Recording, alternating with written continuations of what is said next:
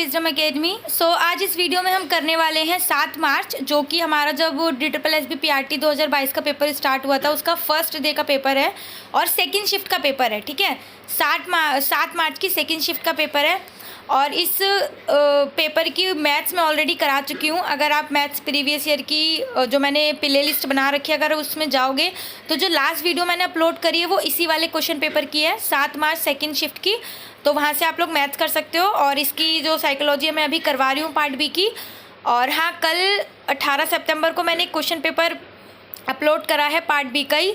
तो 18 सितंबर को जो मैंने वीडियो अपलोड करी है ना, उसकी मैथ्स मुझे अभी करानी बाकी है, तो मैथ्स में करा दूंगी, डोंट वरी। बट आज मुझे NIOS का 502 स्टार्ट करना था, बट मेरी तबीयत ख़राब है तो मतलब मैं इतना ज़्यादा कर नहीं पाऊँगी, क्योंकि उसके लिए मुझे बहुत प्रिपरेशन करनी पड़ती है। पहले पढ़ना पड़ता है, फिर मतलब देखना पड़ता है कि कितना आपको बताना सही रहेगा, क्या ज़रूरी है क्या नहीं, इसलिए। बट मैं नहीं चाहती आप लोग टाइम वेस्ट करो, तो मैं ये वाली वीडियो ज़रूर बना रही हूँ और NIOS की मैं वीडियो कल अपलोड कर दूँगी। ठीक है, तो ज़्यादा टाइम वेस्ट नहीं करते, अपना स्टार्ट करते हैं।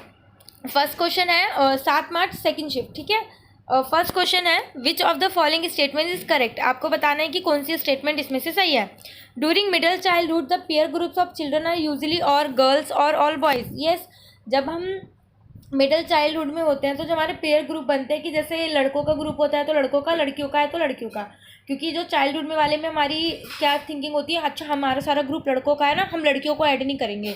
और लड़कियां क्या सोचती है, हम गर्ल्स है ना, हम लड़कों से बात नहीं करेंगी, लड़कों को अपने में ऐड नहीं करेंगे, समथिंग ऐसे। बट जब हम ये किशोरावस्था में आते हैं तो ये चीज़ चेंज हो जाती है, लड़का लड़की सब एक ग्रुप में रहने लगते हैं। लेकिन मिडिल चाइल्डहुड की एक खासियत होती है कि उसमें जो ग्रुप में एक तरीके के बच्चे होते हैं ना, वो सारे एक ही तरीके के मोस्टली रहते हैं। आपने कम ही देखा होगा कि जैसे 4-5 लड़कियों के ग्रुप में एक लड़का होगा, मोस्टली रेयर है ये। तो पहली स्टेटमेंट करेक्ट है, ऑल गर्ल्स और ऑल बॉयज़ का रहता है। ठीक है, सेकेंड है, girls are more mature than boys in middle childhood. ये तो आपको पता ही है कि मिडिल चाइल्डहुड के दौरान जो है गर्ल्स ज़्यादा मेच्योर होती हैं, क्योंकि अपने आप ही उनके अंदर इनकी अपब्रिंगिंग ही ऐसी होती है कि अपने आप ही उनके अंदर अकाउंटेबिलिटी रिस्पॉन्सिबिलिटी वाली आ जाती है। जैसे आपने देखा होगा कि अगर एक क्लास में 50 बच्चे हैं और 25 लड़कियां हैं, तो 25 लड़कियों में से 20 लड़कियों की राइटिंग अच्छी होती है, जबकि लड़कों के साथ नहीं होती ये चीज़। लड़कियां क्या करती हैं, अच्छे से कॉपी अपनी सजा के रखती हैं, कवर अवर चढ़ा के रखती हैं, नेम स्लिप शीट वगैरह सब प्रॉपर रहता है। और अगर आप जाओ तो देखोगे टाइम टेबल के अकॉर्डिंग सारी लड़कियाँ आ रखी होती है, पूरा टाइम टेबल अकॉर्डिंग फॉलो करती हैं लड़कियां। बट लड़के क्या है, कॉपी फटी हुई है, कितने लड़के तो कॉपी नहीं बनाते है ना, कवर अवर को तो भूल ही जाओ, फटी हुई किताबें ये सब कुछ। तो लड़कियां ज़्यादा मैच्योर होती हैं लड़कों से। तो ये बोथ फर्स्ट एंड सेकंड ठीक है, ओनली मिडिल चाइल्डहुड नहीं, हर तरफ ही लड़कियां ज़्यादा मैच्योर होती हैं। सेकंड है, which of the following statement is correct about adoptive families. जो अडॉप्ट करती हैं फैमिलीज, उसके लिए क्या सही है। Children adopted during infancy are more likely to have adjustment problem. नहीं, ये स्टेटमेंट गलत है। इन्फेंसी का मतलब जब बच्चा 5-6 महीने का है और उस टाइम पे आपने बच्चों को अडॉप्ट कर लिया, तो क्या उसको एडजस्टमेंट प्रॉब्लम होगी? नहीं, बल्कि तब तो उसको प्रॉब्लम बहुत ना के बराबर होगी, क्योंकि उसको एक नया एनवायरनमेंट तो स्टार्टिंग से मिल रहा है जिसमें वो रह रहा है, आगे जाके रहेगा और सब कुछ। तो वो तो अभी अपने पेरेंट्स को जानता ही नहीं है, उसके पेरेंट्स कौन है, उसके सिबलिंग कौन है, तो वो अपने आराम से एडजस्ट कर लेगा। लेकिन अगर यही बच्चा 10 साल तक कहीं और रहा है, 11-12 साल की उम्र में वो किसी एक नई फैमिली में जा रहा है, तो उसको ये प्रॉब्लम आनी शुरू होगी एडजस्टमेंट की। तो पहली स्टेटमेंट बिल्कुल गलत है। Adopting a foreign born child leads to many difficulties. वो कह रहा है अगर आप फॉरेन बोर्न चाइल्ड को लो, मतलब कि मान लो आप इंडिया में रहते हो और आपने किसी फॉरेन का बच्चा लीड करा है, मतलब अडॉप्ट करा है, या फिर मान लो इंडिया के बच्चे अडॉप्ट करें बाहर वाले ने, तो क्या उसको ज़्यादा प्रॉब्लम होगी? नहीं, ये स्टेटमेंट भी गलत है, क्योंकि बच्चे को जैसा एनवायरनमेंट मिलता है ना, बच्चा उसी हिसाब से अपने आप को अडॉप्ट कर लेता है। ठीक है, आपने वो देखी होगी कौन सा गाना है जिसमें परम परम सुंदरी, वो मिमी है ना, उसमें क्या है, बच्चा देखो फॉरेन का सारा स्पर्म वगैरह जो भी सब होता है फॉरेन का बच्चा होता है वो। तो अब फॉरेन सा दिखता है, तो क्या हम उससे ये करें कि वो इंग्लिश में बोले, सब कुछ बात करे? नहीं, उसको एनवायरनमेंट कैसा मिला है, यहाँ पे रहा है, प्रॉपर हिंदी बोलता है, भजन गाता है, सब कुछ। तो बच्चे को जैसा एनवायरनमेंट मिलेगा, बच्चा अपने आप को उसमें स्टार्टिंग से ढाल लेता है। तो ज़रूरी नहीं है फॉरेन का बच्चा मैनी डिफिकल्टीज देगा या यहाँ का बच्चा नहीं देगा, तो ऐसा कुछ नहीं है। दोनों ही स्टेटमेंट ये गलत है। नेक्स्ट है, which parenting styles value self expression and self regulation. तो ये परमिसिव है, वैल्यू करता है सेल्फ एक्सप्रेशन की, सेल्फ रेगुलेशन की। तो परमिसिव पेरेंटिंग चाइल्ड वाला है ये। चारों को जब पढ़ोगे ना तब आप अच्छे से कर पाओगे, पढ़ेंगे 502 में आने ही वाला है, फर्स्ट या सेकंड या थर्ड चैप्टर में ये। ठीक है, नेक्स्ट है, which of the following is correct about convention level of moral development of Kohlberg. तो कोलवर्क की आपने इसमें ध्यान देना है, कोलवर्क की थ्योरी का। कोलबर्ग में 3 थ्योरी है, 3 स्टेज है, 3 लेवल है, प्री कन्वेंशनल, कन्वेंशनल और पोस्ट कन्वेंशनल। तो बीच वाली स्टेज पे आ जाओ अभी आप, कन्वेंशनल स्टेज पे, जिसमें 2 चरण होते हैं, लेवल 3, स्टेज 3 और स्टेज 4 की बात हो रही है। तो outcome defines whether action was good और बैड, आउटकम्स बताएगा, ये लास्ट वाली लेवल का है। Moral principle define the goodness of action, ये भी लास्ट वाली लेवल का है। If needs have been made then action was good, ये फर्स्ट लेवल का है। नेक्स्ट है social rules define the morality of an action, yes ये स्टेज 4 की बात कर रहा है, तो ये ठीक है। Social rules define the morality of action, social के थ्रू, मतलब इस टाइम पे जो हमारी जो उम्र होती है कन्वेंशनल लेवल पे जो एज दी हुई है वो हमारी किससे डिफाइन होती है, सोशल से। मैंने कोलबर्ग की थ्योरी मुझे पहले बहुत टफ लगती थी, बट जब मैंने पढ़ी तो इसमें कुछ भी नहीं था। मैंने मोरल डेवलपमेंट थ्योरी पे एक वीडियो भी बना रखी है, आप लोग चाहो तो देख सकते हो। बहुत अच्छे से उसमें समझाया हुआ है कि हमारी जो मतलब जो हमारा मोरलिटी होती है वो किसके द्वारा डिफाइन होती है। जैसे फर्स्ट स्टेज में दूसरों के द्वारा, कन्वेंशनल स्टेज में सोसाइटी के द्वारा, और लास्ट स्टेज में खुद हमारे द्वारा। ठीक है, तो आप लोग चाहो तो वहाँ से देख सकते हो, अदरवाइज इसका आंसर 4th है। नेक्स्ट है which of the following can be hazardous to the personal and social adjustment of child, क्या है कि जो बच्चों को personal and social adjustment child करने में दिक्कत कर सकता है। Pressurising child to play the game which is believe to be appropriate for their sex, तो ये गलत चीज़ है ना। आप उनकी सेक्स के अकॉर्डिंग उसको बच्चे को बोल रहे हो गेम खेलने के लिए, लड़का है तो तू बाइक चला, तू रोबोट से खेल, तू ये कर, लड़कियों को गुड़िया पकड़ा दो, तो गलत है। आप उसको प्रेशराइज कर रहे हो, तो प्रेशराइज करना तो किसी भी चीज़ का गलत है, चाहे गेम खेलने के लिए हो या पढ़ने के लिए हो, एनीथिंग, तो गलत है। तो इसका आंसर फर्स्ट तो है ही। Feeding them exceptionally healthy food, तो अच्छी बात है ना, हेल्दी फूड खिलाओ। फर्स्ट दिक्कत करेगा, only 1 social adjustment of child. Next है which of the following come under cognitive advances during early childhood, early childhood आपको दिमाग में रखना है, इसमें क्या है सेंट्रलेशन नहीं आता इस टाइम तक। Use of symbol, theory of mind हो जाता है बट सेंट्रलेशन नहीं आता, तो सेकेंड एंड थर्ड आंसर है। Which of the following statement is correct, sleep terror memory persist for 2 days, persistence nightmare signal excessive stress, जो स्लीप टेरर मेमोरी होती है ना 2 दिन तक भी नहीं रहती, तो फर्स्ट तो गलत है। Persistent nightmare signal excessive stress करता होगा, ये देखो मुझे नहीं पता, जो नाइटमेयर्स हमें आते हैं हमें स्ट्रेस देते हैं, हाँ बिल्कुल ठीक है, सेकंड ऑप्शन ठीक है। क्यों, देखो जब हम सोते हैं, सोते एकदम से हम कोई सपना देख लें बुरा सा, नाइटमेयर आए लगातार, मतलब 1-2 दिन 4-5-6 दिन लगातार हम लगातार कुछ बुरा सपना देख रहे हैं, तो ये एग्रेसिव स्ट्रेस का सिग्नल है। हाँ, तो ये चीज़ ठीक है, क्योंकि हमें ऐसे भयानक सपने या बुरा सपने तभी आते हैं जब हम लगातार हमारे दिमाग में ना कुछ चीज़ें सोच रहे होते हैं, मतलब हम किसी चीज़ से परेशान होते हैं या हमारे दिमाग में कुछ चीज़ें लगातार चल रही होती है, जैसे हम दिमाग से नहीं निकाल पा रहे, तो उसी चीज़ से रिलेटेड क्या होता है, हमारा माइंड जो है उसको परसिस्टेंट करता है और उससे रिलेटेड नाइटमेयर आते हैं। तो ये सिग्नल है कि एक्सेसिव स्ट्रेस की, मतलब हम लोग स्ट्रेस से गुजर रहे हैं, तो ओनली सेकेंड इसका राइट आंसर है। Which of the following is correct about self concept, self concept के बारे में क्या सही है। Descriptive mental picture of one's ability and traits, exclusive mental picture of one's abilities and traits, it is not a cognitive construction, गलत है, cognitive construction ये है, तो फर्स्ट एंड सेकेंड इसका आंसर ठीक है। एबिलिटीज एंड ट्रेट्स के बारे में हमें पता होना चाहिए हमारी। Repetitive anti social acts, vandalism, rape जो होती हैं, एंटी सोशल एक्ट्स, रेप वगैरह। Violating social norms come under which disorder, ये किस डिसऑर्डर के अंदर आते हैं, होते हैं कंडक्ट डिसऑर्डर। ठीक है, ये सारे डिसऑर्डर क्या होते हैं इसके बारे में पढ़ेंगे। अब मैं झूठ कुछ भी आपको बता दूं तो वो चीज़ ठीक नहीं है, क्योंकि मुझे भी इनके बारे में अभी इतना डिटेल में नहीं पता। ठीक है, तो ये कंडक्ट डिसऑर्डर है, आपको रखना है याद। एंटी सोशल एक्ट्स के लिए क्या है, सी, कंडक्ट डिसऑर्डर। नेक्स्ट है in the context of play which of the following statements is not correct regarding establishing an atmosphere of freedom, freedom का एटमोसफेयर आपको क्रिएट करना है, तो उसके लिए कौन सी चीज़ सही नहीं है।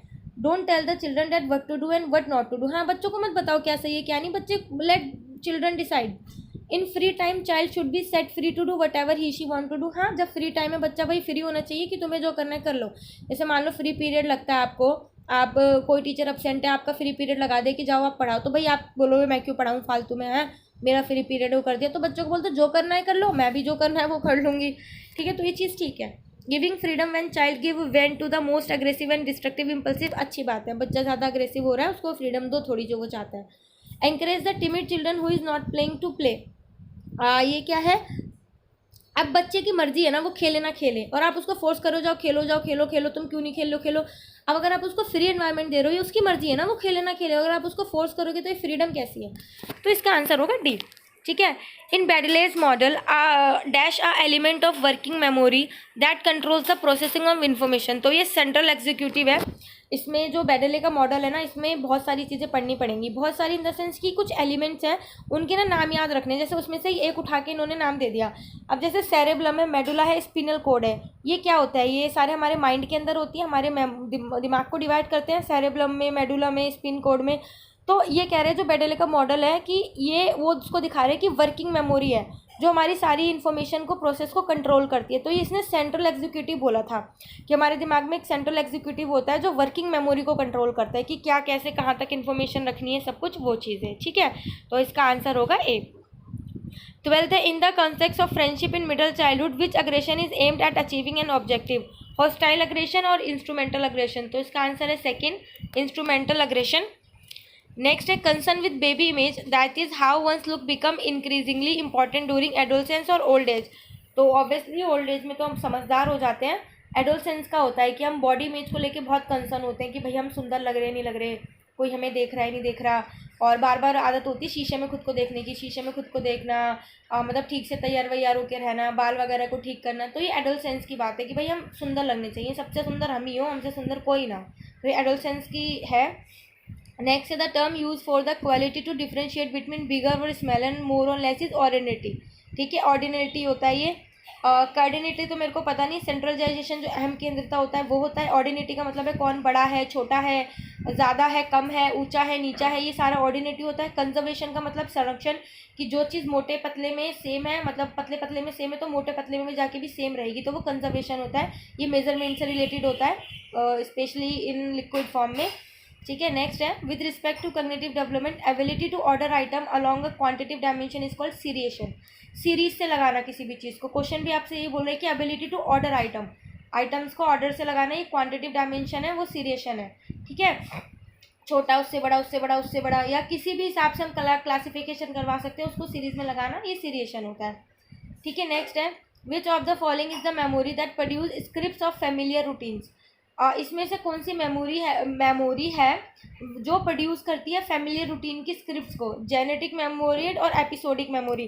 देखो, जेनेरिक मेमोरी क्या होती है, मैं क्वेश्चन का मतलब समझा देती हूँ। एपिसोडिक मेमोरी क्या होती है कि मान लो मेरे पास एक इंसिडेंट है बताने के लिए कि मैंने फर्स्ट टाइम KBS PRT का एग्ज़ाम दिया और उस टाइम पे मेरे पापा की तबीयत ठीक नहीं थी, उसके बाद वो रहे नहीं, और मैं सारी थी बताऊँ तो फिर इस सब भी मैंने KBS का एग्ज़ाम दिया, मेरा रिटर्न क्वालिफाई हो गया, ये सारी चीज़ें बता रही हूँ। एक पूरा एपिसोड है मेमोरी का, मतलब कि पूरा का पूरा मुझे याद है ये सारी चीज़ें। ये क्या है? एपिसोडिक मेमोरी है ये मेरी, कि हाँ मैं अगर कभी किसी को बताऊंगी तो मैं ऐसे बोलूँगी, पूरा एपिसोड है ये सब, ये एपिसोडिक मेमोरी है जो मेरे को डेली बेसिस पे याद नहीं करनी पड़ती, पर बड़ी कभी कभी बार बार इंसिडेंट हो जाए या कुछ आ जाए, ठीक है, पापा की डेथ एनिवर्सरी हो या समथिंग कुछ भी ऐसा हो, तो जिस टाइम पे मुझे याद करनी पड़े या किसी को बोलना पड़े, तो ये एपिसोडिक मेमोरी होती है जो जब किसी किसी चीज़ को देख के याद आ जाए।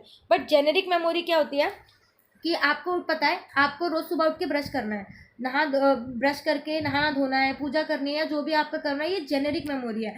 इसको कोई भी आके आपको बताता नहीं है रोज़ रोज़ की अब तू उठ गई है तो तू अब ब्रश कर, तूने ब्रश कर लिया तो तू नहा, तूने नहा लिया तो तू अब पढ़, तो ये कोई आपको बताता नहीं है, ये आपकी फेमिलियर रूटीन्स है। तो इसको हम जेनेरिक मेमोरी बोलते हैं और एपिसोडिक मेमोरी भी बता दिया मैंने क्या होता है। तो प्रोड्यूस क्या होता है, फेमिलियर रूटीन क्या होता है हमारा फर्स्ट, जेनेरिक मेमोरी जो हमारी रूटीन में शामिल होती है, ठीक है, हमारी मेमोरी में बैठ चुकी है, अब हमें कोई बताता नहीं है।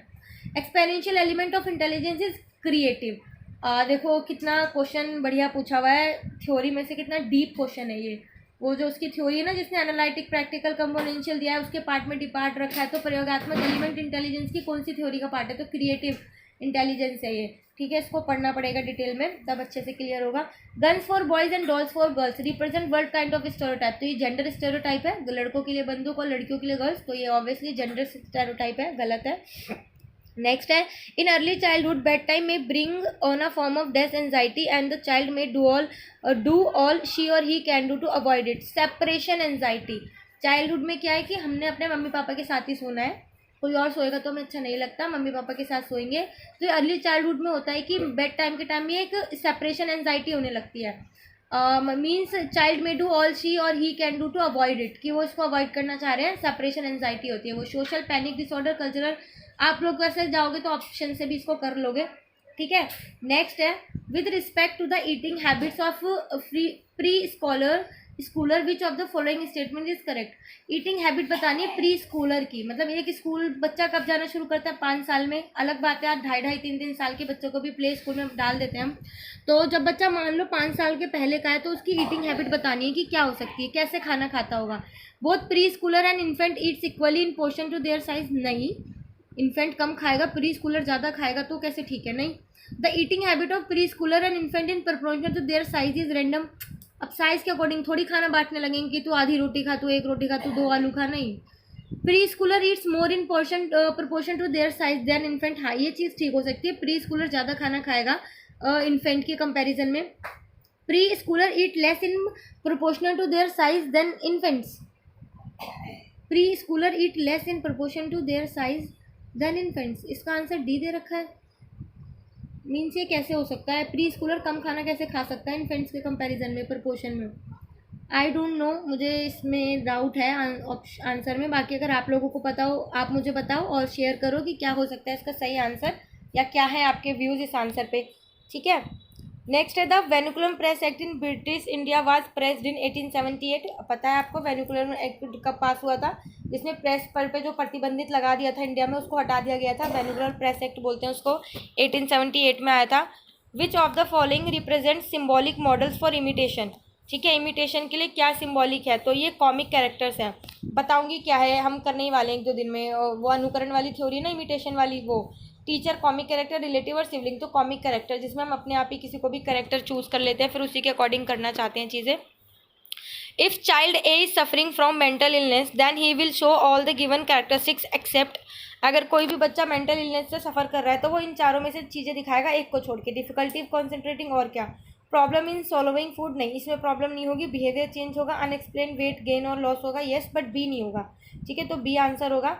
The right of the children to free and compulsory education act 2009 extend to the whole of India except the state of Jammu and Kashmir. ये मैंने आपको बताया भी था जब मैंने ये वीडियो बनाई थी आरटी एक्ट की, तो मैंने बताया था इसको सारी स्टेट में लागू किया गया था, जम्मू एंड कश्मीर को छोड़ के, ठीक है। तो उसमें से देखो सीधा सीधा क्वेश्चन आ गया। Which of the following is necessary for successful inclusion at pre school level, pre school पर क्या जरूरी है। The curriculum must be flexible and accessible, yes. The physical environmental of the centre must be barrier free, बिल्कुल, क्यों barrier लगाने हैं बच्चों पे। The personal involve in pre school programmes must have intensive training on the inclusive education, yes. First second third तीनों ही ठीक है। आपको पता है ना स्पेशल एजुकेटर होते हैं, उनका स्पेशल एग्जाम होता है स्पेशल बच्चों के लिए, तो जिनको इंक्लूसिव एजुकेशन में हम इंक्लूड करते हैं। नेक्स्ट है the provision of child marriage act 2006 prohibited child marriage under this act, this the legal age of the marriage of the girls 18 years, ठीक है। तो जब ये एक्ट हुआ था तो इसमें न्यूनतम आयु विवाह की डिसाइड करी गई थी 18 साल और लड़कों की उम्र करी गई थी 21 साल। बट अभी आपको पता है 2021 या 22 में शायद संशोधन हुआ है ना, और लड़कियों की उम्र कर दी गई है न्यूनतम 21 साल की। 21 साल से पहले कोई पेरेंट्स लड़कियों की शादी नहीं करा सकता। नेक्स्ट है which of the following statement is correct regarding the e Pathshala mobile application, E Pathshala mobile application के लिए इसमें से क्या सही है। This application was launched by union ministry of education in 2016, नहीं, क्योंकि रुक जाओ, all the digital text book of NCERT can be freely accessed. हाँ, ई पाठशाला क्या है, इस पर सारी एनसीईआरटी की सारी बुकें आपको फ्री मिलेंगी। The application interface is available in English and Hindi only, नहीं, ये जो एनसीईआरटी के थ्रू बुकें दी गई हैं ये हमारी कॉन्स्टिट्यूशन में लिखित 22 की 22 भाषाओं में उपलब्ध है, तो नॉट हिंदी और इंग्लिश ओनली, 22 भाषाओं में प्लस इंग्लिश में भी है, ठीक है, क्योंकि हमारी संविधान में इंग्लिश नहीं है, तो ओनली सेकेंड इसका आंसर ठीक है, ठीक है। नेक्स्ट है in India the centrally sponsored schemes for integrated education for disabled children was launch in 1974, ये हमको पता है, मैंने पढ़ाया भी है आपको 501 में। ये Begum Hazrat Mahal led the revolt of 1857 from Awadh, Awadh से करनी थी। दिल्ली में आपको पता है वो थे बहादुर शाह जफर या बहादुर शाह द्वितीय। मेरठ में वो छावनी में मेरठ छावनी में जब मंगल पांडे ने फांसी दी थी उसके बाद से बहुत सारे लोग वो बना करके चले थे, तो मेरठ से कौन कर रहा था पता नहीं, अवध से कर रही थी बेगम हजरत महल, और झांसी से कर रही थी रानी लक्ष्मीबाई, और वहाँ कानपुर से कर रहे थे नाना साहेब, बिहार से वो कुमार राणा, ये सब कर रहे थे, ठीक है। नेक्स्ट है co curricular activities include all the given activities except, co curricular activities में सब कुछ होता है, किसको छोड़ के, टीचिंग को छोड़ के, क्योंकि डांस एग्जीबिशन डिबेट सब कुछ होगा, टीचिंग तो हमारे सिलेबस का पार्ट है, ठीक है। नेक्स्ट है information and communication technologies comprise which of the following components. क्या होता है इसमें? Information and communication structure, information technology, communication technology, तीनों ही है, ठीक है, फर्स्ट सेकंड थर्ड, ठीक है। Next question is which of the following suggestive intervention strategies can help in addressing the issues related to the inclusion of schedule caste children in school. तो इतनी लंबी चौड़ी लाइन पे जाने की जरूरत नहीं है। बेसिकली क्या कह रहे हैं, जो एससी कैटेगरी के बच्चे होते हैं हमारे स्कूल में, तो क्या स्ट्रेटेजीज हेल्प कर सकती है उनको हमारे स्कूल में लाने के लिए, क्या स्ट्रेटेजीज हेल्प करेंगी कि उनके इशू को सॉल्व करवा दें हम, ठीक है। The monitoring of attendance and retention of children should be done regularly. रोज़ नोटिस करना कि भाई बच्चे आ रहे हैं नहीं आ रहे, पढ़ रहे हैं ठीक ठाक, क्या है क्या नहीं, स्कूल तो नहीं छोड़ के जा रहे वो, तो ठीक है ये भी। सेकेंड है requirement of schedule cast teacher with experience of working with schedule caste children. जो इसको एससी कैटेगरी के जो टीचर्स हैं एक्सपीरियंस के साथ उनको स्कूल जो एससी कैटेगरी के बच्चों को पढ़ाने के लिए हायर करना, तो ये भी एक अच्छी स्ट्रेटेजी हो सकती है, क्योंकि जो शेड्यूल कास्ट टीचर्स आएंगे, एससी जो टीचर्स आएंगे, वो समझेंगे कि बच्चों की जो एससी कास्ट टीचर हैं, चिल्ड्रन हैं, उनकी क्या नीड्स हैं, उनको क्या चाहिए, उनकी क्या ये सब हो सकती हैं चीज़ें, तो वो समझेंगे, तो ये चीज़ बहुत सही है। तो दोनों बोथ फर्स्ट एंड सेकेंड ठीक है। In school quantitative data can be in the form of, जो स्कूल में जो क्वांटिटिव डाटा है, क्वांटिटिव डाटा मींस कि किस तरीके से बच्चों का इवैल्यूएशन जज कर सकते हैं नंबर की फॉर्म में, मार्क्स की फॉर्म में, क्वांटिटिव डाटा मेजरमेंट। तो मेमोरेंडम, सर्कुलर्स, अपेरजल्स ये सब क्वांटिटिव नहीं होते, क्वालिटेटिव होते हैं, बट रिपोर्ट्स कार्ड इसमें ही होते हैं क्वांटिटिव डाटा की, हाँ 90% 80% कितने बच्चा कहाँ पर स्टैंड कर रहा है, तो D is the right option. Next है when teacher is dash that it would be better to make student sit in a half circle in front of teacher. वो कह रहे हैं कि टीचर व्हेन टीचर क्या करने वाला है, टीचर क्या करने वाला है, तो हमें क्या करना चाहिए, बच्चों का सर्कल में, हाफ सर्कल में करना चाहिए, रिसाइटिंग पोएम और कंडक्टिंग एक्सपेरिमेंट। तो एक्सपेरिमेंट के टाइम भी बच्चों को सर्कल में बिठाओ और रिसाइटिंग पोएम, पोएम्स नहीं से पॉम बोलते हैं, रिसाइटिंग पॉम्स, उस टाइम पे भी हमें बच्चों को सर्कल में बिठाना चाहिए। दोनों में ही बेस्ट तरीका है ये 502 में ही लिखा हुआ है। नेक्स्ट है which of the following statement is correct about the duties of a government towards a country. मतलब क्या स्टेटमेंट सही है कि जो हमारी एक गवर्नमेंट है उसकी अपनी कंट्री के लिए क्या ड्यूटी है, क्या टूवर्ड्स अ कंट्री क्या कर सकती है government. Protection of boundaries of the country, हाँ बीएसएफ, बॉर्डर, बीएसएफ की फुल फॉर्म क्या होती है, बॉर्डर सिक्योरिटी फोर्स है ना, वो लगा करके बाउंड्रीज पर जो हमारी कंट्रीज़ है, चाइना से, म्यांमार से, जहाँ से भी होती है, उनकी रक्षा करना हमारी गवर्नमेंट का काम है, ताकि ये पाकिस्तान चाइनीज़ लोग घुस के ना आ जाए हमारे इसमें, कभी भी करते रहते हैं जो। And sharing good health facilities, हाँ हम गवर्नमेंट को टैक्स देते हैं, हर चीज़ में हमसे टैक्स लेती है, हेल्थ टैक्स, पता नहीं इनकम टैक्स, जीएसटी टैक्स, तो उनको इंश्योर करे कि हमें गुड हेल्थ फैसिलिटीज़ प्रोवाइड कराए गवर्नमेंट, इस हॉस्पिटल्स के थ्रू अच्छी से अच्छी फैसिलिटीज़ हमें दे, हमें बाहर ना भागना पड़े अच्छी फैसिलिटीज़ के लिए। Assistance for the affective people after a natural calamity, हाँ तीनों चीज़ें करनी चाहिए। जैसे मान लो कोरोना आ गया था, नेचुरल क्लैमिटी थी वो एकदम से, तो जो अफेक्ट हुए थे पीपल उसका असिस्टेंस करे, ठीक है, फर्स्ट सेकंड थर्ड तीनों ठीक है। देखो ये 501 में से क्वेश्चन है, आप लोगों को गलत नहीं होना चाहिए। विच of the following is included in the local authority for having administrative control over school. School के लिए क्या जो लोकल अथॉरिटी है, जिला परिषद और म्यूनसिपल कॉर्पोरेशन दोनों ही है, ठीक है, जिले में बांट दिया जाता है एक स्टेट को, और म्यूनसिपल कॉर्पोरेशन एमसीडी की सरकार बनती है, आपको पता ही है, तो फर्स्ट एंड सेकंड दोनों ही ठीक है। नेक्स्ट है which of the following statement is correct regarding the physical condition of classroom. एक क्लासरूम की फिजिकल कंडीशन को देखते हुए क्या सही है। Students can be involve for regular cleaning of classroom, हाँ रोज बच्चों से ही सफाई करवा लो, थोड़ा थोड़ा कितना टाइम लगेगा, ठीक है ये भी। Lack of ventilation in classroom affects students concentration, हाँ वेंटिलेशन मतलब क्या है, अगर क्लास में उचित रोशनी का, उचित हवादान का या हवा आने जाने का सही से नहीं है, इसको वेंटिलेशन बोलते हैं, ये चीज़ ठीक नहीं है, तो बच्चों के कंसंट्रेशन को अफेक्ट करेगी, हाँ इधर उधर ध्यान आएगा, पसीना आएगा, पढ़ाई में मन ही नहीं लगेगा। तो बोथ फर्स्ट एंड सेकंड ठीक है, सबका आंसर फर्स्ट एंड सेकंड ही है, ठीक है, तो दोनों ठीक है answer. Which therapy help children who are affected by injury or disability through movement exercise and manual therapy. तो मतलब कौन सी थेरेपी बच्चों को हेल्प करती है, जो बच्चा इंजर हो गया है, डिसेबल है किसी टाइम से, तो movement exercise and manual therapy के थ्रू, तो ये होता है तो ये होता है फिजियोथेरेपी। फिजियोथेरेपी डॉक्टर भी होता है, आपको पता है, जो हमारी बॉडी से रिलेटेड, हड्डियों वगैरह से रिलेटेड ये फिजियोथेरेपी करता है। तो स्पीच के कॉग्निटिव और ऑक्यूपेशनल थेरेपी का तो यहाँ पे काम नहीं है, यहाँ पे फिजियोथेरेपी काम आती है, तो C is the right answer. Next है which type of motivation is drive by an interest और इन्जॉयमेंट। तो ये कौन सी मोटिवेशन होती है जो अपने आप ही इंटरेस्ट और इन्जॉयमेंट से आती है, मतलब जिसको हम करते हुए खुद इन्जॉयमेंट करते हैं। तो ये होती है इंट्रिंसिक मोटिवेशन, मीन्स की आंतरिक अभिप्रेरणा। आंतरिक अभिप्रेरणा में हमारा इंटरेस्ट होता है, हम उसको ज़्यादा इंजॉय करते हैं, जबकि बाह्य प्रेरणा उतनी ज़्यादा इफेक्टिव नहीं होती। तो इसका फर्स्ट आंसर है D. Observation is a common and natural method of human learning. Okay, which of the following statement is correct regarding observational learning? Observation देखो common और natural method है human learning का, कि हम देख करके ऑब्जर्व करके ज़्यादा सीखते हैं। तो इसमें से क्या इसके रिगार्डिंग स्टेटमेंट ठीक है? It is also known as vicarious learning. Yes, जब मैं बताऊंगी इसको तो मैंने ये नाम भी बताऊंगी, हमारी किताब में लिखा हुआ है। इसको हम विकेरियस लर्निंग भी बोलते हैं। Motor reproduction process is involve in the observation learning. हाँ, मोटर रिप्रोडक्शन भी देखो होता है, जब हम यूज़ कर रहे हैं तो आँखों से ही तो देखेंगे, चीज़ें नोट करेंगे, थोड़े हम जेस्चर्स हमारे भी चेंज होंगे, तो हाँ मोटर रिप्रोडक्शन भी होता है। तो बोथ फर्स्ट एंड सेकंड ठीक है। नेक्स्ट है which of the following is an open ended item in mathematics. मतलब ओपन एंडेड आइटम है, क्या होता है? Draw a rectangle with perimeter 20 centimetre. तो इसमें क्या है, बच्चा कैसा भी रेक्टेंगल बना सकता है, उसमें पेरीमीटर क्या होना चाहिए? 20 आना चाहिए। अब बच्चा क्या ले सकता है साइडें, जैसे 5 ले लेगा तो पेरीमीटर 20 आएगा, वैसे वो स्क्वायर बन गया। अब ये बच्चे के ऊपर है, क्या ले सकता है बच्चा? 5 4 नहीं 16 आएगा, 9 18 आएगा। मतलब ये ऐसे बच्चा रेक्टेंगल के ऊपर है, वो कुछ भी ले सकता है। बच्चे का क्या आना चाहिए? 20 आना चाहिए।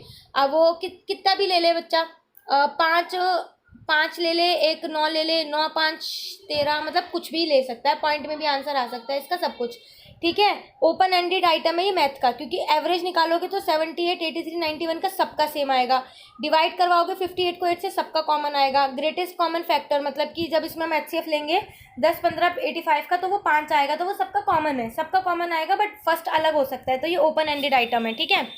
नेक्स्ट है which of the following statement is correct. इसमें से कौन सी स्टेटमेंट करेक्ट है? When teaching language, there should be no focus on general cognitive development of children. Choice of topic is immaterial while teaching language. देखो कोई सी भी statement इसमें सही नहीं है, क्योंकि जब हम टीचिंग लैंग्वेज पढ़ाते हैं ना, तो हमारा फोकस जनरल कॉग्निटिव डेवलपमेंट पर ही होना चाहिए बच्चे की। अगर हम जो बच्चे को चीज़ें पता है, मतलब फोकस ही नहीं करोगे उस चीज़ पे जो बच्चे को ऑलरेडी पता है, तो बच्चा पढ़ेगा कैसे? तो यहाँ पे क्या है, should be focus on general cognitive development. जो बच्चे के अंदर नॉर्मल ज्ञान वाला विकास होता है, उस पर ध्यान रखना होता है हमें, चाहे हम लैंग्वेज टीच करें या कोई भी अदर सब्जेक्ट टीच करें। सेकेंड है choice of topic is immaterial while teaching language. तो इमेटेरियल नहीं होना चाहिए, मटेरियल होना चाहिए टॉपिक। तो दोनों ही ठीक नहीं है, neither first nor second. Which of the following is not the correct characteristics of E portfolios assessment. E portfolio के लिए क्या सही नहीं है? It provides information for only summative assessment, गलत। ये फॉर्मेटिव असेसमेंट का एक पार्ट होता है और दोनों के लिए यूजफुल होता है, फॉर्मेटिव वे के लिए भी, समेटिव के लिए भी, और बेसिकली बच्चे के ओवरऑल डेवलपमेंट को जज करने के लिए होता है। Portfolio provide samples of students ongoing work. हाँ, पोर्टफोलियो प्रोवाइड करते हैं कि बच्चा कैसा काम कर रहा है, कितनी ग्रोथ है, क्या चीज़ें हैं, उसके लिए सैंपल देते हैं। तो ए गलत है, ए करेक्ट नहीं है, तो उसका आंसर होगा ओनली 1। नेक्स्ट है according to the 3 language formula propose by education commission 1964 से 66। कल ये क्वेश्चन आया था, मैंने आप लोगों से पूछा भी था कि मुझे कमेंट करके बताओ 64 के टाइम पे कौन सा कमीशन आया था, जिसे शिक्षा आयोग भी बोला जाता है। बट किसी एक भी बच्चे ने मुझे नहीं बताया कि क्या कौन सा आयोग था ये एजुकेशन कमीशन 1964 से 66 के बीच में जो आया था, मुदालियर या कोठारी आयोग। खैर कोई बात नहीं, जिसमें त्रिभाषा सूत्र का करा गया था, तो उसमें से कौन सी स्टेटमेंट गलत सही है? The first language which should be taught in school should be the mother tongue और रीजनल लैंग्वेज। यस सही है, मदर टंग में पहली भाषा होनी चाहिए। Second language should be any modern language like और लैंग्वेज और English in Hindi speaking states. हाँ तो ठीक है, दोनों स्टेटमेंट ठीक है। अब बज group is a small group consisting of 3 to 6 students, उसे बस ग्रुप बोलते हैं, 3 to 6 स्टूडेंट जिसमें होते हैं। Which of the following committee significantly commented that an important reason for why rural children are not able to access higher education is continued dominance of English? ये कौन सी committee ने बोला था कि भाई एक जो रूरल बच्चे हैं, जो गांव के बच्चे हैं, एक सबसे बड़ा रीज़न क्या है कि वो हायर एजुकेशन तक नहीं जा पाते या नहीं जाना चाहते, क्योंकि उनके ऊपर इंग्लिश को थोपा जाता है। इंग्लिश नहीं आती तो कुछ नहीं आता, डोमिनेंस है एक तरीके का इंग्लिश का, इंग्लिश के प्रभाव से वो घिरे हुए हैं। तो ये किसने बोला था? तो ये राममूर्ति कमेटी ने बोला था, राममूर्ति कमेटी ने बोला था। और थोड़ा सा इंग्लिश के प्रभाव को कम करो, हिंदी और जो अपनी मातृभाषा है उनको आगे बढ़ाओ, तो ये राममूर्ति कमेटी ने बोला था। Standardisation of certain standard language is highly related to the process of social exploitation और सोशल अवेकनिंग। तो ये सोशल एक्सप्लोइटेशन का है पार्ट, स्टैंडर्ड लैंग्वेज का स्टैंडर्डाइजेशन। नेक्स्ट है which of the following techniques can be use for assessing learning in environmental studies. Environmental studies के लिए assess करने के लिए आपकी टेक्निक्स कौन सी हो सकती है? ओरल टेक्निक और परफॉर्मेंस टेस्ट, दोनों ही ठीक है, दोनों से आप असेस कर सकते हो। विच of the following statement is correct? Youth children pick up the ascent of those around दम। हाँ, आसपास के वातावरण से सीखते हैं, सही है। Practice of making sound is not seen in babies, नहीं, बल्कि सबसे ज़्यादा बच्चे ही तो वो करते हैं, जैसे जो बोल दो उसको दोहराने की कोशिश करते हैं, प्रैक्टिस करते हैं। Babies can't hear voices from the time they are born, ऐसा कुछ नहीं है कि बच्चे सुन नहीं सकते, जबकि सुनने के टाइम पे तो उनकी ग्रहण करने की क्षमता बहुत अच्छी होती है। Babies do not play with sound, नहीं, ऐसा नहीं है, तो ए ऑप्शन इसका ठीक है। Which of the following statement is correct? Sorting is putting together identical things, नहीं, शॉर्टिंग का मतलब होता है टुगेदर आइडेंटिकल थिंग को शॉर्ट करना, मतलब कि विभिन्नताओं में से मेन चीज़ों को एक साथ कर करके रखना, एक एक तरीके के ग्रुप बनाना। फिर नेक्स्ट है matching is looking for some common property and gathering together that have that property, तो ये भी गलत है। मैचिंग का मतलब क्या होता है कि सेम जो चीज़ किसी ना किसी तरीके से रिलेटेड है उसको उससे मिलाना, बट ये ऑप्शन तो ठीक ही कह रहा है, matching is looking for some common property and gathering together things that have that property. हाँ, तो गैदर नहीं करते उसमें, मैचिंग में कॉमन प्रॉपर्टी तो ढूंढते हैं बट उससे मैच कर देते हैं, एक साथ गैदर नहीं करते, एक साथ जोड़ते नहीं है, टुगेदर नहीं करते, तो neither one nor second. Next है which of the following statement represent the operation that can be done on a single fraction? कौन कौन से ऑपरेशन एक सिंगल फ्रैक्शन पे हो सकते हैं? जैसे 2/3, 4/5 है। डिड्यूसिंग टू द सिंपल फॉर्म, हाँ कर सकते हैं, काट दो, अगर नहीं कट रहा तो काट दो, और कट रहा है तो भी काट दो, नहीं कट रहा फिर तो कोई बात ही नहीं है, सिंपलेस्ट फॉर्म में आ जाएगा वो। Converting improper fraction to mixed fraction and vice versa, हाँ, एक फ्रैक्शन दे रखा है आपको 5:4, आप इसको चेंज कर दो, 1/4/5 आ जाएगा। नहीं, मिक्स फ्रैक्शन क्या बनेगा इसका? पॉइंट में आएगा इसका, तो खैर मतलब नीचे बड़ा ले लेते हैं, तो 3/4, हाँ, तो 1/4/3, हाँ, तो इसका मिक्स फ्रैक्शन ये बन जाएगा। तो दोनों चीज़ें हम कर सकते हैं, both first and second. Observational learning is also name in vicarious learning और मॉडलिंग, दोनों ही बोला जाता है। विक्टेरियस लर्निंग तो पहले ही पढ़ लिया, बस मॉडलिंग भी बोल सकते हैं। अल्बर्ट बंडूरा का मॉडलिंग थ्योरी भी अभी हम पढ़ेंगे, ऑब्जर्वेशन पे है जो। नेक्स्ट है the environmental studies syllabus for class 3rd to 5th is women around 6 common themes, which of the following is not one of those themes of the environmental studies syllabus. I hope आपको वो सारी की सारी 6 theme रटी होनी पड़ी होंगी, क्योंकि आपने सीटेट भी दिया है, तो उसमें से कौन सी नहीं है? देखो, शेल्टर है, फूड है, वाटर है, पर ये बायोटेक्नोलॉजी नहीं है, तो ऑप्शन आसान थे, कर लोगे आप। नेक्स्ट है अकॉर्डिंग टू द विमर, विमर आ गया, मैंने पहली बार पढ़ रही हूँ अभी, पहली बार मतलब क्वेश्चन देख रही हूँ इसका, पढ़ा तो है वहाँ पे मैंने NIOS में, इसलिए मुझे याद भी है।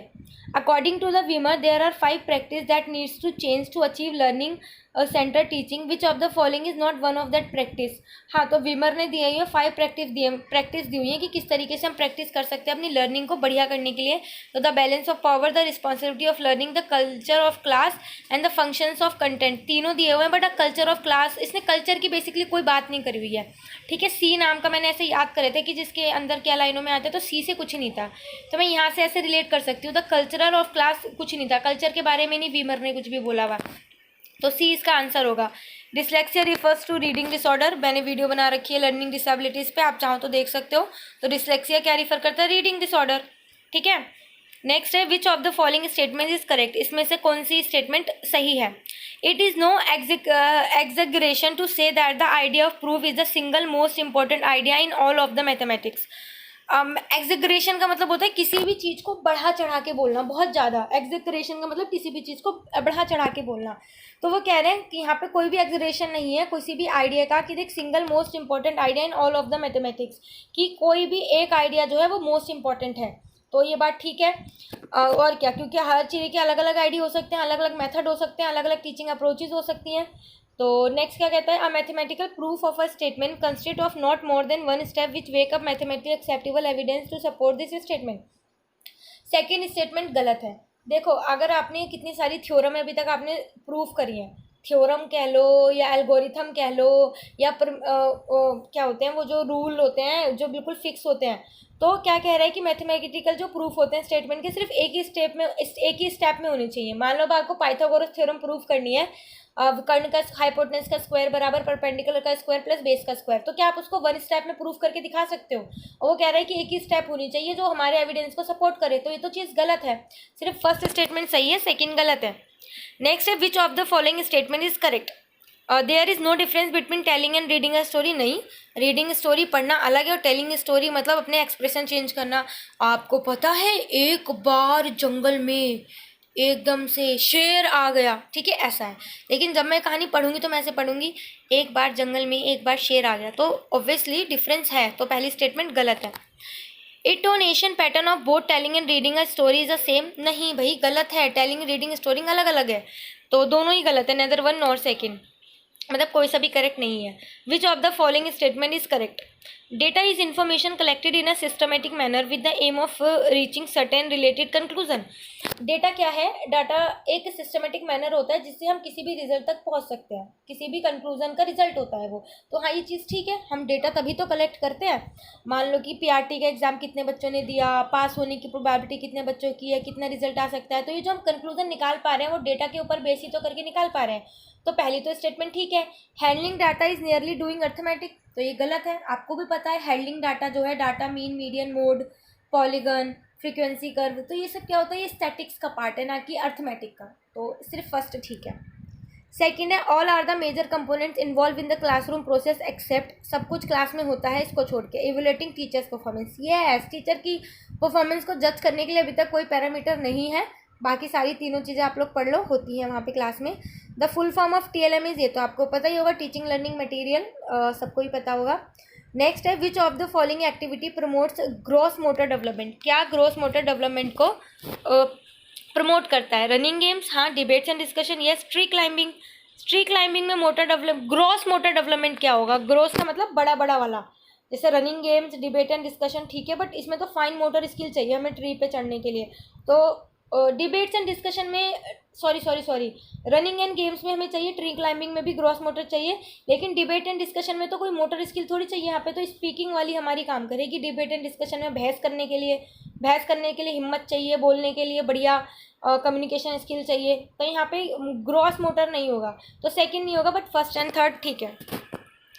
ठीक है, नेक्स्ट है a social science teacher is planning to organise dramatisation to teach one of the topics under social science curriculum. एक टीचर जो है सोशल साइंस की प्लान कर रही है ड्रामेटाइजेशन करने के लिए टॉपिक को। The teacher has to keep which of the following factor mind before deciding on which drama to stage, मतलब उसको स्टेज पे ड्रामा करवाना है, तो वो सोच रही है उसको ड्रामा करवाना है, तो उसको क्या अपने दिमाग में रखना पड़ेगा ड्रामे से related? Understanding the schools philosophy, yes. Time availability, yes. ये थोड़ी पूरे अपने पीरियड में पूरे टाइम दूसरों के टीचर का भी पीरियड खा खा के भाई पूरे दिन ड्रामा ही करवाती रहे। The cost involve in the implementation, कितनी कॉस्ट आएगी, फिलॉसफी क्या है स्कूल की, हो पाएगा नहीं हो पाएगा, टाइम अवेलेबिलिटी क्या है, तीनों ही चीज़ें भाई उसको फैक्टर ध्यान में रखने ही पड़ेंगे। ठीक है, नेक्स्ट है the most matter of geography is studies through specialise number of branches, which of the following does not fall under the category of human geography? Human geography के अंदर क्या नहीं आता? देखो, कल्चरल ज्योग्राफी, इकोनॉमिक ज्योग्राफी और political geography, yes. Environmental geography नहीं आती, क्योंकि एनवायरमेंटल अपने आप में एक अलग से सब्जेक्ट बना हुआ है, वो उसके अंदर आती है EVS। ठीक है, नेक्स्ट है debates and discussion are the example of which type of curricular activities? Literacy, physical development, aesthetic and cultural, social welfare, तो ये लिटरेसी है। आपको ये भी पता है इंटरनेशनल लिटरेसी डे 8 सितंबर को मनाया जाता है। तो लिटरेसी के अंदर ये सारी चीज़ें, डाइट में हम लोग दिन डिबेट करते थे, डिस्कशन करते थे, एक्सटेम्पोर करते थे, स्टोरी टेलिंग, बहुत सारी एक्टिविटीज़ करते थे which are related to literacy. So ये एग्जाम्पल हैं कुछ लिटरेसी के। नेक्स्ट है how art education can help in the academic achievement? जो आर्ट एजुकेशन है वो हमारी एकेडमिक अचीवमेंट में कैसे हेल्प कर सकती है? Students involve in art classes perform better in school. अच्छा, ऐसा भी होता है, पर मेरी तो आर्ट बहुत ज़्यादा ख़राब है, मतलब माइनस में नंबर मिलेंगे अगर मैं कभी आर्ट करने बैठी तो, और तभी मैं स्कूल में बेटर परफॉर्म नहीं कर पाई। बट ठीक स्टूडेंट थी मैं तो, खैर चलो कोई नहीं। Students involve in art classes have a higher thinking potential, हाँ भाई होता होगा, बहुत ज़्यादा क्रिएटिव होते हैं बच्चे, तो बोथ फर्स्ट एंड सेकंड ठीक है, बट मैं नहीं हूँ। विच of the following practice is in including in yoga? Yoga में कौन सी प्रैक्टिस होती है? प्राणायाम होते हैं, प्रत्याहार होते हैं, क्रिया भी होती हैं, तीनों ही होते हैं। ठीक है। Which of the following activity have great educational potential, किस एक्टिविटी के अंदर ग्रेट एजुकेशनल पोटेंशियल है। Practical lessons in civics can be given through student self government, yes, खुद की गवर्नमेंट बना के बताओ, चैप्टर बढ़िया है। School magazines teach students the art of writing forcefully and effectively, yes, school की मैगजीन्स है बच्चों को सिखाती हैं कैसे अच्छे से लिखें, कैसे फोर्सफुली लिखें, मतलब उनके ऊपर एक दबाव होता है कि बहुत अच्छे से लिख के देना है मैगजीन में, ताकि क्या हो, ताकि आपके ऊपर दबाव रहता है एक तरीके का कि जब आपको पढ़ें सबको तो अच्छा लगे क्या लिख रहे हो। जैसे कि जब मैं डाइट में थी तो इंटर डाइट कंपटीशन हुआ था, सारी जो 9 गवर्नमेंट डाइट है उनका इंटर डाइट कंपटीशन हुआ था, एस्से राइटिंग में मैंने पार्टिसिपेट किया था, तो मैं फर्स्ट आई थी। मीन्स जितनी भी दिल्ली की गवर्नमेंट डाइट है इंटर डाइट, तो मैं फर्स्ट आई थी उसमें। अब मेरी डाइट मतलब मेरी डाइट इसमें फर्स्ट आई थी ऐसे राइटिंग में। तो मेरे को जब मैं वापस से आई तो हमारी जो मैम थी, मैगजीन छपनी थी हमारी डाइट की उस साल की, तो मैम ने मुझे बोला कि मुझे ना ऐसे लिख के दो, जिस ऐसे को लिख के तुम फर्स्ट आई हो तो वो ऐसे लिख के दो। तो ऐसे वहाँ पे लिखने के टाइम पे पता है मैंने नहीं इतना सोचा था जितना मुझे मैम को लिखने के टाइम देते हुए सोचना पड़ा। पहली बात तो मैम ने 1-1.5 महीने बाद बोला था तो मैं खा गई थी, भूल गई थी। बट उसके बाद जब मैम ने लिखने के लिए बोला तो मेरा यही कोशिश थी कि मैंने जो वहाँ पे लिखा था मैं उससे भी ज़्यादा अच्छे से लिखूँ, क्योंकि वहाँ पे जो प्रिंसिपल थे डाइट के, श्यामलाल के, ऐसे सब प्रिंसिपल आए थे, उनको 3-4 लोगों को पढ़ना था। बट वो जो ऐसे था मेरी पूरी डाइट पढ़ती, मेरे डाइट के टीचर्स पढ़ते और आगे जाता, तो मेरे ऊपर खुद ही अपने आप एक दबाव बन गया कि हाँ भाई मैं और अच्छा लिखूँ, वहाँ से भी और अच्छा लिखूँ, या मैं क्या क्या करूँ कि मेरा उससे भी अच्छा हो जाए, कि सबको बढ़िया लगे, कि कोई पढ़े तो लिखे, हाँ बढ़िया कराए लड़की ने। तो ये चीज़ें होती हैं अपने आप ही हमारे पोटेंशियल को बढ़ाने के लिए, तो दोनों ही चीज़ें ये ठीक कह रहा है, ठीक है। नेक्स्ट है, in the methods of visual arts and craft which of the following pair is not correctly match. Visual art and craft के रिलेटेड कौन सा सही करेक्ट नहीं है। Origami, Japanese paper folding art, हाँ ओरिगेमी ये है। मास्क क्या है, मंडाना एंड अल्पना, अब ये तो आपको पता ही होगा, जो मंडाना एंड अल्पना है ये रंगोली है, रंगोली के प्रकार है ना कि मास्क के, तो सेकंड गलत है। नेक्स्ट है, which of the following is the type of performing art. Performing art का मतलब नाचना कूदना गाना, तो डांस पपेट्री दोनों ही हमें परफॉर्म करने पड़ते हैं, दोनों ठीक है। Which of the following is not the advantages of using cooperative learning for environmental studies, के लिए कौन सा लाभ नहीं है। It facilities analytical thinking among learners, अच्छी बात है। It enables learners to react differently, yes. It provide learners the opportunity to explore singular view point, नहीं सिंगुलर व्यू पॉइंट थोड़ी, एक चीज़ को बहुत तरीक़ों से सोचने की हमको ये हेल्प करता है cooperative learning.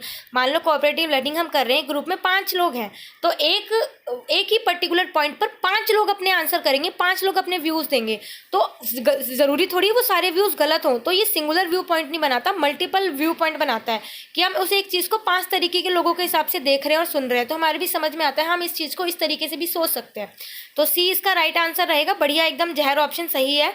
It enhance problem solving skill, enhance problem solving skill cooperative learning में हो सकती है, बट इसका बेस्ट आंसर एडवांटेजेस बोल रहा है हमसे, तो नेगेटिव आंसर होना चाहिए ना इसका।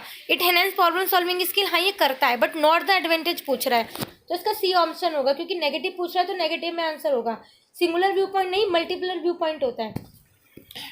नेक्स्ट है, environmental studies at primary level possesses some special characteristics which other subject do not possess, which of the following are those characteristics. ये कह रहा है जो ईवीएस होता है प्राइमरी लेवल पर थोड़ा सा स्पेशल है अलग सब्जेक्ट से, तो ये ऐसा क्या अलग करता है जो बाकी सब्जेक्ट नहीं कर पाते। तो फर्स्ट है, values are an integral components of environmental studies, yes values सिखाता है, आपने बहुत अच्छे से सीटेट के टाइम पे पढ़ा होगा, values values values. Environmental studies is a teacher centred, do you really think, no it is not, it is child centred, तो बी गलत है। Environmental studies is contextual, yes ये ठीक है, फर्स्ट एंड थर्ड ठीक है, बट सेकंड गलत है। नेक्स्ट है, artist who participate in performing arts in front of the audience are called performer, जो परफॉर्म करते हैं उनको परफॉर्मर बोला जाता है, ठीक है, और बाकी आप ऑप्शन से भी कर देते हैं। Who is described as the father of the scientific study of adolescence, Stanley Hall. Stanley Hall ने कहा है ना कि जो किशोरावस्था एक बहुत ही संवेग और तूफान की अवस्था है, तो इसको फादर बोला जाता है किसका, स्टडी ऑफ एडोलसेंस का, ठीक है। नेक्स्ट है, which of the following statement is correct regarding the open book test for assessment in environmental studies. Open book test होता है ना, बच्चों को बुक खोल के आंसर करने के लिए दे दिया जाता है, तो ये बच्चों में क्या इन्हेंस करता है, क्या इसका करेक्ट स्टेटमेंट है। Discourage unrequired and rote learning, हाँ क्योंकि रोट लर्निंग डिस्करेज करता है, येस क्योंकि बच्चा बुक खोल रहा है, अगर बच्चे ने बुक पढ़ी होगी तभी तो उसको पता चलेगा ये टॉपिक है कहाँ पे, अदरवाइज बच्चा तो पढ़ने ही पलटता रहेगा, इतने में सारा टाइम चला जाएगा, तो यस ये इसको डिस्करेज करता है। Children can write there response with the help of books, हाँ बिल्कुल लिख सकते हैं। Pairs of children work on a multiple problems, नहीं बच्चों पेयर ऑफ चिल्ड्रन के पेयर नहीं करते, ये इंडिविजुअली काम है, ओपन हर बच्चा बुक खोलता है, इंडिविजुअली वर्क है। तो फर्स्ट और सेकंड आंसर होगा। पेयर यहाँ पे वर्ड आ गया तो वो गलत है क्योंकि इंडिविजुअली काम होता है। नेक्स्ट है, in the context of yoga which of the following pair is correctly matched. Bhakti yoga, mode of worship, it consist of unending and loving remembrance of God, या karma yoga, path to gain the true knowledge about the self. तो भक्ति योगा इसका सही है answer. ठीक है, भक्ति योगा में भक्ति करते हैं। तो नेक्स्ट वन है, which of the following statement describe literacy activity. क्या इसमें से लिटरेसी एक्टिविटी डिस्क्राइब करती है, मतलब पढ़ने वाली चीज़। Activity which are related to physical development and physical health, तो ये तो करने वाली एक्टिविटीज़ है ना कि पढ़ने वाली। It includes activities like debate, writing, article and dramatisation. तो इसका देखो बी आंसर ठीक होगा। लिटरेसी के अंदर हमने इसकी डिबेट और डिस्कशन पढ़ा था, तो इसका आंसर होगा ओनली सेकेंड। नेक्स्ट है, Albert Bandura social cognitive learning theory 1971 look at personality as an interaction among environmental और बिहेवियर। दोनों से ही रिलेटेड है, अल्बर्ट बंडूरा की थ्योरी पढ़ेंगे, दोनों से ही रिलेटेड है, both first and second.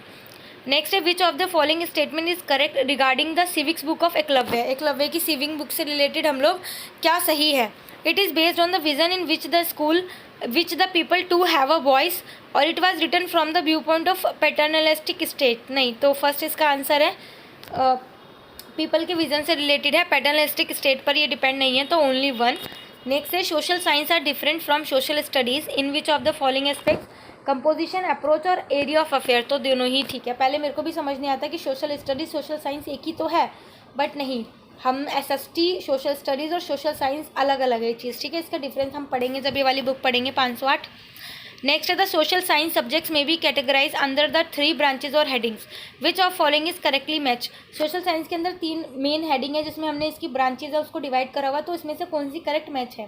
Pure science, pure social science इसको एंथ्रोपोलॉजी बोलते हैं, सेमी सोशल साइंस को लिंग्विस्टिक बोलते हैं, साइंस विद सोशल इम्प्लीमेंट्स को एप्लीकेशन को जोग्राफी बोलते हैं। तो फर्स्ट एंड थर्ड जो है करेक्टली मैच है, सेकंड गलत है। ठीक है, नेक्स्ट है, what is the benefit of changing seats of student in classroom. बच्चों की क्लासरूम में सीटें चेंज करने से क्या होता है। तो it promote social interaction and emotional bonding. अलग अलग बच्चों के साथ बैठेगा तो सोशल इंटरेक्शन बढ़ेगा और इमोशनल बॉन्डिंग भी अलग अलग के साथ होगी, ना कि एक से ही चिपक के बैठेगा उसी से ही लगा रहेगा सारी चीज़ें। ठीक है, तो सी इसका राइट आंसर है। नेक्स्ट है, school community partnership involve. School जो कम्युनिटी होती है, पार्टनरशिप स्कूल और कम्युनिटी की पार्टनरशिप क्या इन्वॉल्व करती है। यूज़ ऑफ स्कूल और नेबरहुड फैसिलिटीज़ एंड इक्विपमेंट, बिल्कुल। शेयरिंग रिसोर्सेज, दोनों ही ठीक है, both first and second, easy question है। Which of the following comes under harmonious development. Harmonious development के अंदर क्या आता है। फिजिकल नहीं आएगा, रनिंग, जंपिंग, स्कीपिंग भी फिजिकल है, फिजिकल एक्टिविटी भी फिजिकली है, exercise to all parts of the body in equal measure. तो ये हारमोनियस डेवलपमेंट होता है हमारा। ठीक है, कि exercise to all parts of the body in equal measure, ये मुझे भी नहीं पता था। नेक्स्ट है, which of the following statement is correct regarding the Yuva school life skills programme. Yuva school life skill programme है, तो इसके रिगार्डिंग क्या सही है। It is comprehensive programme addressing the needs of young people और this programme has not been modified since 2005। तो इसका only answer 1 है, क्योंकि इसको शायद 2005 में मॉडिफाई कर दिया गया था शायद। ठीक है, नेक्स्ट है, with respect to criterion and basis for selecting activities in work education which of the following are correctly matched. क्या इसमें से करेक्टली मैच है, हमें बताना है। As a objective of work education और activities, objective of work education क्या है। Every activity of work education should be purposeful and have meaning. हाँ, फालतू में कुछ भी नहीं कराना बच्चों से, पर्पसफुल होनी चाहिए। ठीक है, background of the children, physical intellectual ability of children. नहीं, बैकग्राउंड थोड़ी ना देखना है हमने बच्चे का, फिजिकल इंटेलेक्चुअल क्या है। नहीं, कैसा भी हो बच्चा सबके लिए बराबर है, तो सेकंड तो गलत है। Level of student, social, cultural, economics environment of the children. हमें बच्चे के कोई सा भी लेवल नहीं देखना, हमारे लिए सारे बच्चे बराबर हैं। कोई भी सोशल, कल्चर, इकोनॉमिक क्या एनवायरनमेंट है उनका, हमें कोई घंटा फर्क नहीं पड़ता, हमें उनसे कोई लेना देना ही नहीं है, हमारे सारे बच्चे बराबर हैं। तो सेकंड और गलत तो नेगेटिव की वजह से गलत हो गए, फर्स्ट हमारा ऑप्शन ठीक है। ठीक है, नेक्स्ट है, which of the following statements is not correct.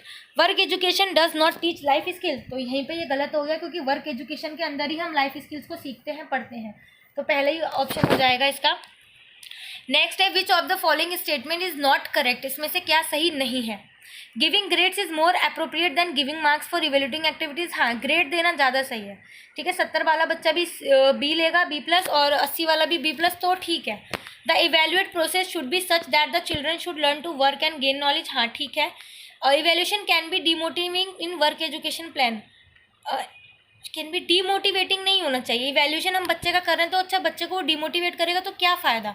अब जैसे कि मैं इतने एग्जाम दे चुकी हूँ, हर बार नहीं आता मेरा नंबर, डीमोटिवेट हो रही हूँ ना, हमारा ऐसा इवैल्यूएशन सिस्टम ही ऐसा है, फिर मन थोड़ी करेगा आगे वो करने का। तो हमें ऐसे नहीं करना, बच्चों के साथ ऐसे नहीं होना चाहिए, गलत बात है बहुत। सी इसका राइट आंसर होगा। Work education programme is to develop useful life skill, हाँ ठीक है, उसके अंदर ही आता है ये। Practice of deep insight into meaning and purpose of all things come under which outcomes of physical education. Physical education के अंदर जो है हमारी जो deep insight meaning purpose of all things है, किसके अंदर आता है, तो आता है स्पिरिचुअली एनलाइटनिंग, खुद के बारे में जानना, बातें करना, सारी चीज़ें समथिंग, ठीक है। नेक्स्ट है grooming and cleaning comes under which aspect of health. Grooming करना, क्लीनिंग किसके अंदर आती है, हमारी फिजिकल हेल्थ के अंदर, ठीक है। ऑब्वियसली ऑप्शंस भी आसान है। Which schedule of the Indian Constitution entrusts the panchayat bodies with the responsibility of looking after education including primary and secondary school, technical training and vocational education, adult and non-formal education, library and culture activities। तो ये 11वां था जिसमें हमारा ये पंचायत आई थी, पंचायत, और 12वीं हमारी नगर निगम से रिलेटेड थी, एमसीडी वाली, और ये रूरल एरियाज में पंचायत से रिलेटेड थी। तो 11वां स्केड्यूल है। 11वीं अनुसूची में ये सारी बातें की गई हैं, 12 अनुसूचियाँ टोटल, ये बाद में जोड़ी गई थी, पहले 8 ही थी। नेक्स्ट है which of the following statement is correct. It is easy to understand and dissolve our unconscious fear. ये इजी तो नहीं है, हमारे जो कॉन्शियस फियर है इसको एकदम से अंडरस्टैंड कर लेना। जैसे कि मेरी कमी कहाँ रह जाती है पेपर में पता नहीं, और पेपर में रिजल्ट आता है तो इतना डर लगता है, पेपर सामने आते ही हाथ पैर फूलने लगते हैं, मतलब इतना मतलब पसीने पसीने से आने लगते हैं। तो इजी थोड़ी है इसको अंडरस्टैंड करना और इसको ऊपर से एकदम से काबू कर लेना, नहीं। Fear can not be eliminated through discipline, sublimation और through any other act of will. हाँ, तो इनको इतने से हम इतनी जल्दी इन सब के थ्रू एलिमिनेट नहीं कर सकते। तो सेकंड ठीक है, फर्स्ट तो कुछ ज़्यादा ही बोल रही है भाई ये स्टेटमेंट। नेक्स्ट है teaching of various subject has social implementation and these can be related to actual life situation. Yes, you as a teacher can use these connection to promote education in integrated manner. Which of the following are those subject? किसी से भी use कर सकते हैं, खैर environmental science, language, arithmetic, तीनों ही ठीक है, तीनों से कर सकते हैं। विच of the following is correctly matched? Empty match box, low cost material, soil easily available from nature, हाँ ठीक है।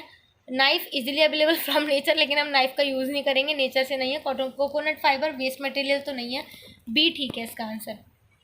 नेक्स्ट है which of the following statement is correct? Conformity leads to mediocrity, पता नहीं क्या है बट ये ठीक है। The desire of for comfort in life does not end spontaneously in life, but इसका फर्स्ट आंसर ठीक है। कन्फर्मिटी लीड्स टू मॉडियोक्रिस्टी, ठीक है।